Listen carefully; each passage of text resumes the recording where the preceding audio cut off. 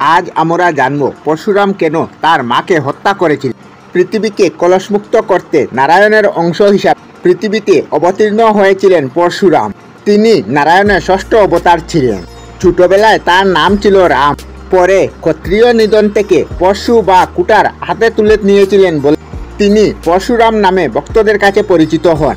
বিষ্ণুর অবতার পরশুরাম ঋষি যমদগ্নি ও মাতা রেণুকার পুত্র ছিলেন, কিন্তু গুণে পরশুরাম সবার উপরে ছিলেন। প্রতিদিন পরশুরামের মা রেণুকা তার পিতার পূজার জন্য গঙ্গাজল নিয়ে আসতেন।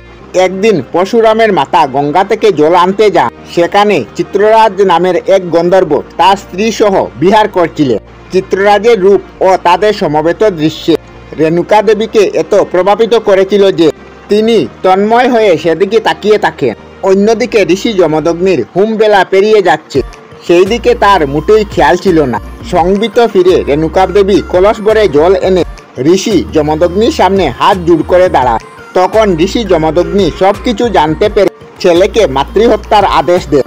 প্রথম 4 ছেলে মাতাকে হত্যা করতে অস্বীকৃতি জানায়। তখন ঋষি সকল পুত্রদের অভিশাপ দেন যে তাদের বিচার বুদ্ধি লোপ পেয়ে যাবে। জ্যেষ্ঠ ভ্রাতারা যে দুঃসাহস দেখাতে পারেনি, পরশুরাম পিতার তপবলের প্রভাবে প্রভাবিত হয়ে তার আজ্ঞা অনুসারে মাতার শিরচ্ছেদ করেন। এই দেখে মহর্ষি যমদগ্নি পরশুরামের উপর প্রসন্ন হন। পরশুরামকে বর দিতে চাইলে তিনি 3টি বর চাইলেন। প্রথম বর হিসাবে চাইলেন মায়ের জীবন, দ্বিতীয় বর চাইলেন মৃত্যুর স্মৃতি যেন মায়ের কখনো না থাকে, শেষ বর হিসাবে পরশুরাম বড় ভাইদের বিচার চেতনা ফিরিয়ে চাইলেন। যমদগ্নি পরশুরামকে 3টি বরই দিয়েছিলেন। বর প্রার্থনা মঞ্জুর হওয়ার পর মাতা পুনর্জীবন ফিরে পেলেন। পরশুরামের উপর মাতৃহত্যার পাপ লেগেছিল। মাতৃহত্যার পাপে পরশুরামের হাতে কুটার লেগে রইল। চেষ্টা করেও কুটার কষাতে পারলেন না। পিতার কাছে জিজ্ঞাসা করলেন তার পাপের মুক্তির উপায়ের কথা। পিতা বললেন, তুমি মাতৃহত্যা ও স্ত্রী হত্যা 2টি পাপে আক্রান্ত হয়েছ, তাই তোমাকে তীর্থ ঘুরতে হবে।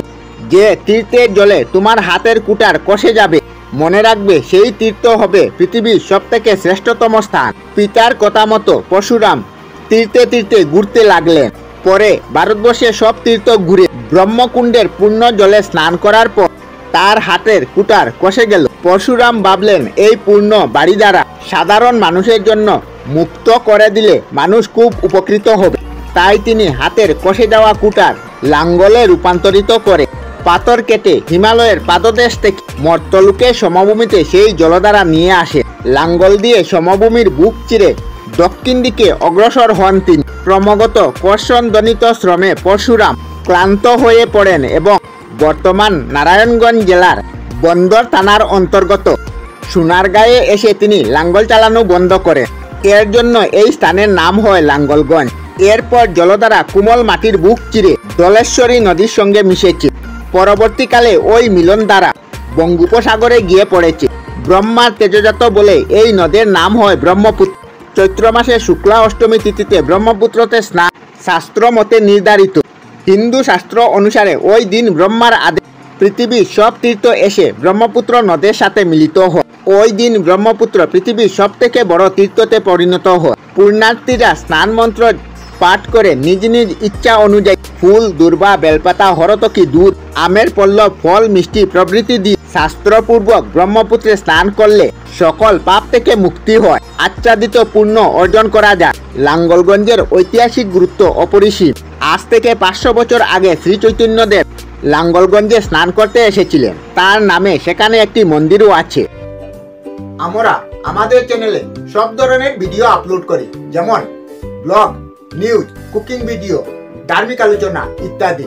যদি আপনারা এই ধরনের ভিডিও দেখতে পছন্দ করেন তাহলে এই চ্যানেলটি নিশ্চয়ই সাবস্ক্রাইব করবেন। আমি আপনাদের সাথে বিদায়ক না, আজকের মতো বিদায় নিলাম। আর ভিডিওটি ভালো লাগলে লাইক, শেয়ার ও কমেন্ট করবেন। ভিডিওটি সম্পূর্ণ দেখার জন্য অশেষ ধন্যবাদ।